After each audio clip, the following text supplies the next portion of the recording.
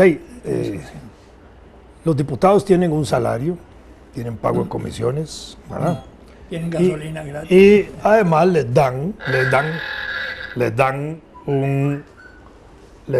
un bono, digámoslo así, que corresponde a gastos de gasolina en el mes, porque eso acompaña, digamos, al salario, pero son gastos de gasolina que deben hacerse justamente en el mes de ejercicio diputadil.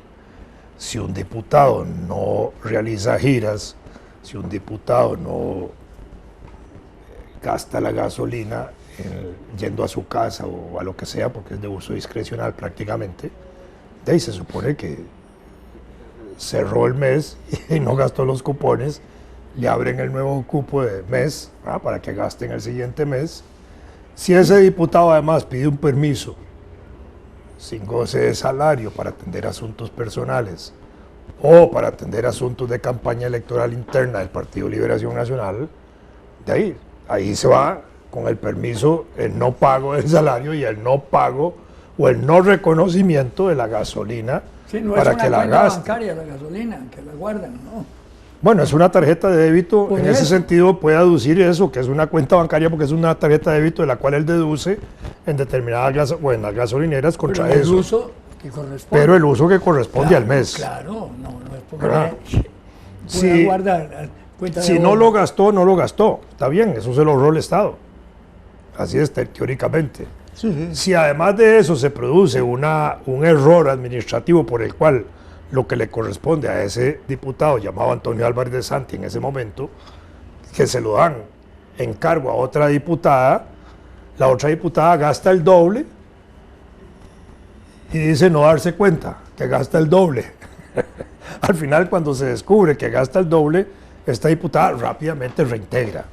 Eso estuvo muy bien, ¿verdad? Estuvo muy bien. Al final hubo un gasto que se le pagó a ella en exceso que no correspondía y ella lo devolvió inmediatamente, por supuesto. Eso estuvo muy bien, pero este otro diputado, Antonio Álvarez de Santi, está tratando ahora de cobrar los gastos de gasolina que no usó durante el ejercicio de diputado, y me parece a mí que no le luce a él como No, candidato es un poco elegante, presidencial además del Partido Liberación Nacional, no tiene sentido. reclamar fuera del ejercicio legislativo, ¿verdad? Pues ya han pasado 2 meses, a mayo y junio prácticamente, en que están reclamando gastos de un montón de meses, de 1 año y pico, que quiere ahora tomar eso, obviamente, y lo ha dicho con claridad, por lo menos así han informado los periódicos, para asuntos personales, para sus empresas o para la campaña que viene, y eso tampoco, y eso no es correcto. La elegancia se ha quitado del diccionario político de Costa Rica. Ya desapareció ese sentido de elegancia, llamémosle. Es una cosa de ¿cómo que yo voy a estar de Vamos a ver. pedigüeño de cosas que no corresponden? No. Cuando estábamos en la universidad y a veces hacíamos alguna gira, ¿verdad? Yo pocas veces usé eso, pero algunas veces me dieron viáticos, ¿verdad? Que podía incluir desde pago de hotel, desayuno, almuerzo y eso. Tenía que traer facturas. y si no gastaba lo que me habían dado, tenía que devolver lo que me había sobrado. Así era, ¿no es así, Fernando? Sí, claro. Sí, pero Te fue el rector.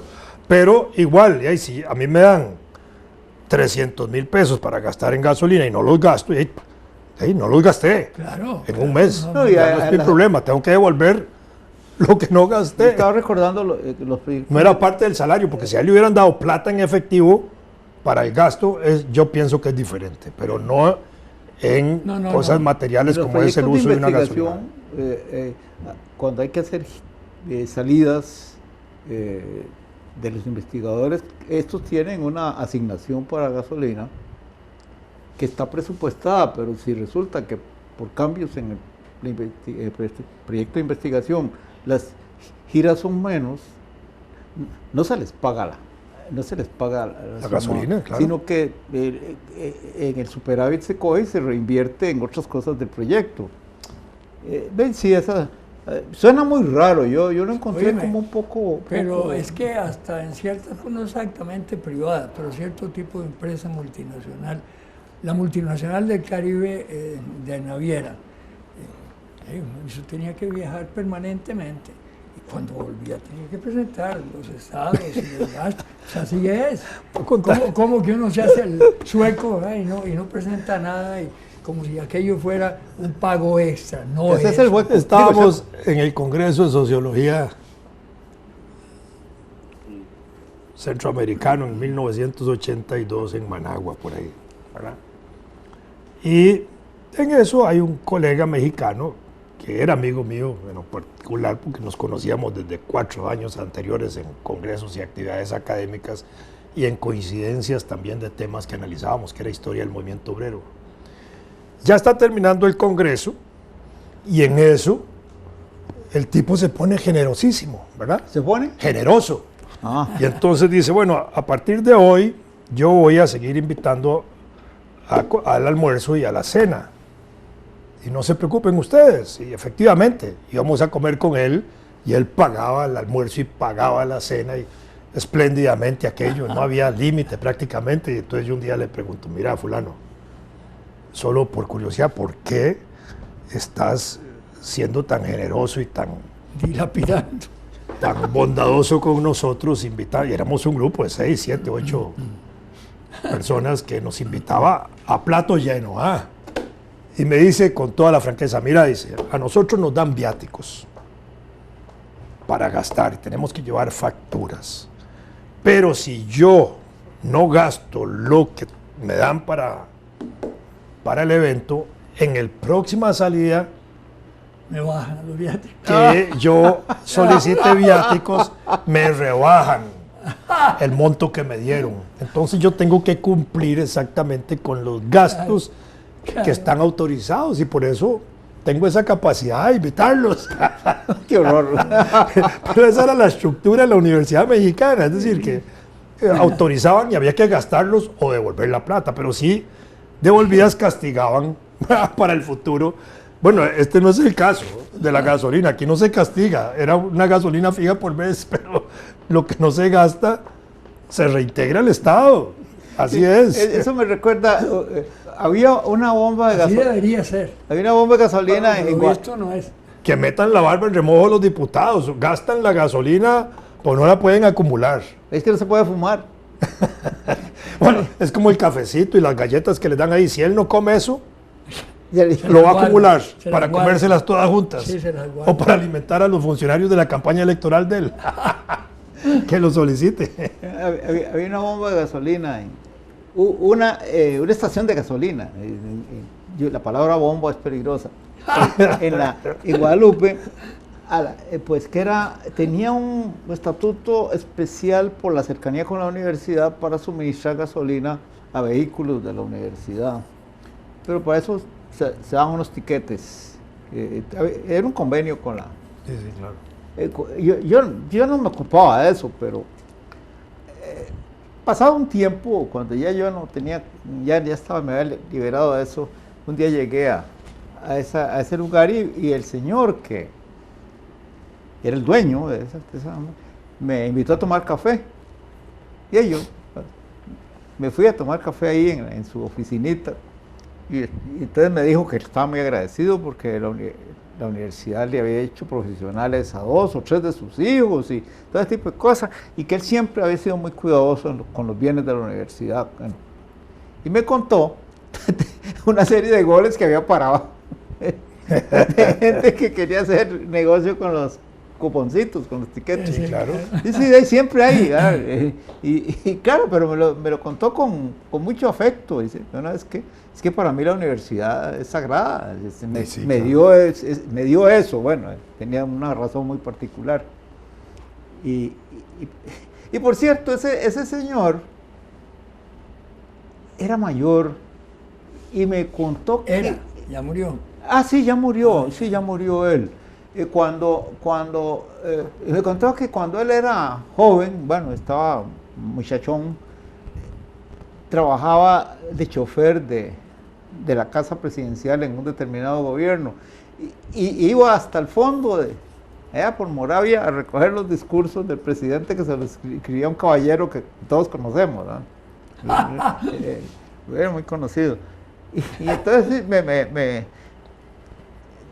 me hizo ver una parte de la historia que uno ignora, ¿verdad? Él lo hizo sin ningún ánimo sino que me decía la cosa, para él había sido un honor de ser el que iba a recoger los discursos del presidente. Joaquín Vargas Coto. No, era un caballero muy. Es que don Ricardo, parece mentira, don Ricardo Jiménez, la mayoría de los discursos y de los artículos se los escribía Joaquín Vargas Coto, ¿verdad? Es natural, digamos, que suceda que gente que es muy ocupada tenga un equipo. Una pluma. No, y que en casa presidencial haya un equipo de gente preparando discursos, borradores de discursos, porque en realidad lo que hacen son borradores de discursos que el presidente siempre les echa su pulidita o su manita. Una cosa, es cierto, esto no lo sé, pero me lo afirmaron, que los discursos y los artículos de Oscar se los hace una muchacha chanto. Bueno, yo no sé, es que me lo han asegurado, yo no. No tengo idea yo de eso, pero pienso que Oscar puede hacerlos. Claro que puede hacerlo, por eso me llama la atención. No. Y él es cuidadoso de las cosas. Lo que pasa es que yo no. ¿Vos le hiciste, Mario? Yo no. ¿Cómo que no? No, yo a veces revisaba así para ver la ortografía y eso, no. Sí. No. La cara inocente que pone. No, hay una cosa que estuve viendo en la red. Resulta que por alguna razón particular, el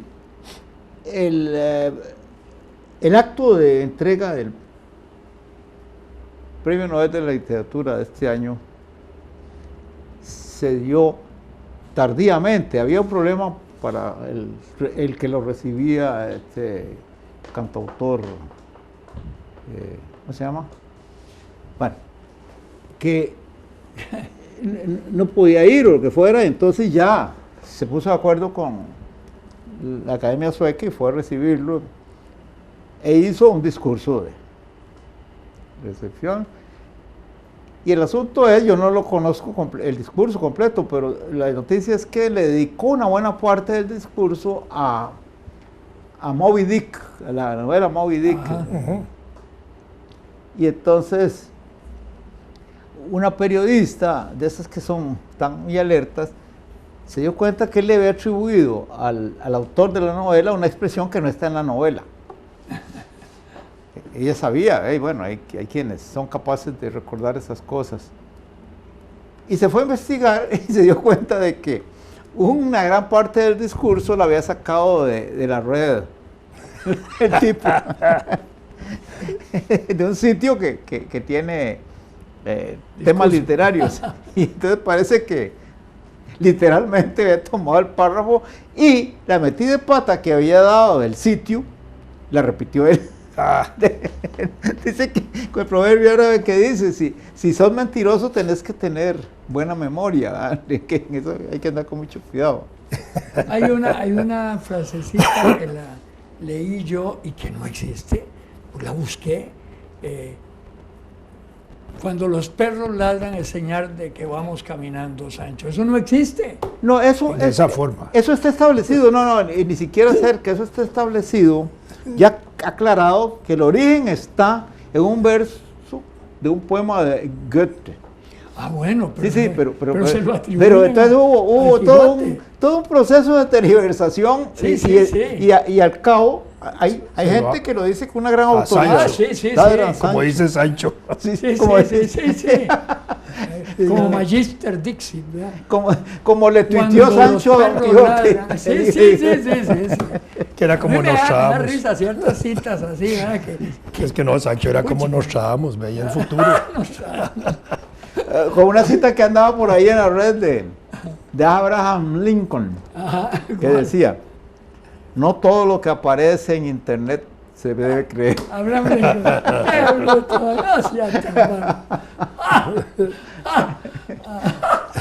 y es que pero cualquiera se arriesga. El problema con esas cosas es que es fácil arriesgarse. Claro, ¿A quién se va a haber fijado en esto? Suéltelo y después vienen los... No, que va a ser fácil arriesgarse. Siempre hay gente curiosa.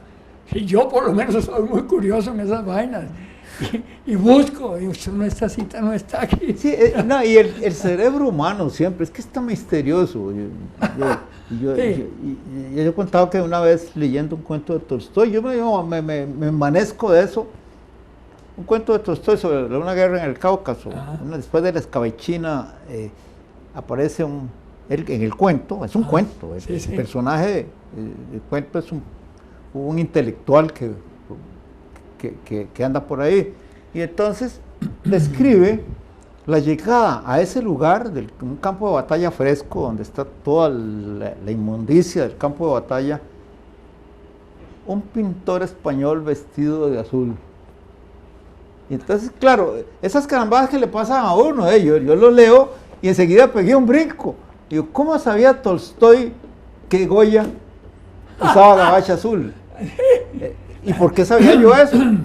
Y es que hay un retrato de Goya en gabacha azul, muy conocido. Sí. Entonces, claro, Tolstoy lo había conocido, así que Tolstoy y yo nos parecemos, ¿verdad? Porque conocíamos esa... Es una coincidencia muy linda, ¿verdad? Porque y a uno le salta. El cerebro mío no tenía por qué estar guardando esa hay ciertas cosas que se le graban a uno, donde las oye, te chocan. Eso no es así. Oye, claro, una vez, por supuesto que me voy a reservar el nombre, además no era un costarricense, era un hondureño.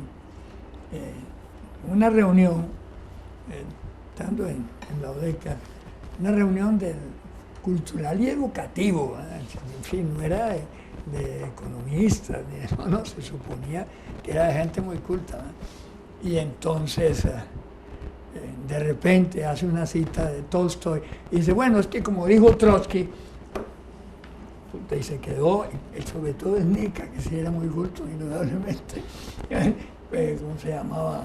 Sansón Terán. Se quedó así. Y dice... Y tenía pelo ese Sansón. Trotsky no escribió esas cosas. Eso es de Tolstoy. Y entonces el hondureño... Bueno, es que tuve un lapsus lingüe. Sí. Dice, tal vez Trotsky no lo escribió, pero se lo supo muy bien. Sí. Bueno, sí, claro. En todo caso, lo leyó y se lo aprendió perfecto y se lo hacía como propio. Me pasó como un señor ahí de esos que comparten cosas conmigo en las redes, muy gentil. No sé, no lo conozco, solo por me manda un recado, un poco por email, esta vez me lo hace por email, que él recuerda que una vez yo escribí algo algo no muy gentil sobre el yigüirro, y que a él eso le golpeó mucho. Él es mi lector y toda la cosa, y es muy gentil. Y que entonces es un simbolito nacional. Por eso, un símbolo menor. Sí, pero claro. Pero todos sabemos que es el ave nacional. Bueno, declarada así. Yo no recuerdo haber escrito eso. Pero como uno ha escrito tanta tontera en la vida, pues, entonces, y me manda el texto de un artículo. Cuando era Camote, un artículo escrito por él. Muy lindo el artículo sobre el yigüirro. Y entonces yo me puse a pensar, ¿cómo hago? Yo no puedo haber dicho eso. Entonces le digo que no, que yo no recuerdo haber escrito eso, pero que si escribí algo así, tiene que haber sido refiriéndome al físico del yigüirro, porque no es el ave más bella que existe, no está entre las aves más bellas que existen, pero en cuanto a su canto, no puedo decir nada, jamás algo semejante. Quisiera ser tan hábil como Tolstoy, que cuando él murió dejó y se conservan unas partituras que él había preparado al piano de los cantos de los pajaritos que escuchaba en su finca. Qué interesante. Es decir, yo no sé si son buenas o malas las partituras, pero es muy enternecedor eso de que, Sí, claro, que claro. hubiera oído a los pajaritos y se hubiera ocupado de hacerlo musicalmente en el piano. Yo madrugo generalmente mucho, casi que a las 4 de la mañana ya estoy cabeceando para levantarme y a las 5 prácticamente estoy desayunando. En mi casa había una época, ahora no, curiosamente no es el momento actual, pero digamos hace 3, 4 años atrás, a las 5, 4 y media de la mañana empezaba una fiesta de canto de pájaros. Y yo un día grabé casi una hora de esa maravilla entre las 4 y media y las 5 y media cuando dejan de cantar. Qué lindo, y ¿no? tengo, Gato, ¿verdad? Pucha. tengo grabadito eso y a veces lo oigo en la computadora. Qué- Es una belleza porque Claro, de veras claro. que es el ruido natural, estás el más canto en el natural. campo, ah. Sí, es una zona media Claro, claro, campesina, ese pero es. habían árboles que atraían a los pajaritos y dormían ahí. Uno los veía en la noche, en la tarde, cuando llegaban a meterse a las ramas, que después uno los va a ver y no los encuentra. No se ven los No. bandidos y uno ve centenares de pájaros que llegaban ahí a dormir. Y después yo llegaba a asomarme, ni salían en carrera ni nada, ¿verdad? Y tampoco costaba verlos. Pero al alba, ¿verdad? Era una fiesta aquello de Bueno, cantos, de pájaros. El yigüirro deliciosa. cuando se acerca la lluvia da un concierto extraordinario. Eso es algo que yo lo tengo presente y me encanta verlo. Entonces, claro, tuve que explicarle eso, que yo me sentía mal por no saber tocar un instrumento para hacer lo que hizo Tolstoy con el yigüirro.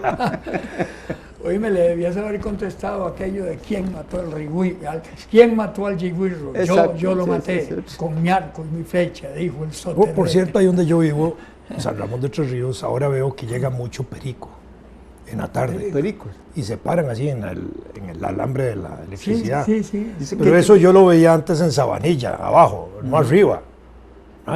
Y son pericos que tampoco hacen mucha bulla, porque en Sabanilla hacían también fiesta cuando iban ahí volando. Sí, Pero sí. ahí no, son como calladitos, llegan. Depende de la época del año de los Dicen que hay que aterrizar. sí, los pericos.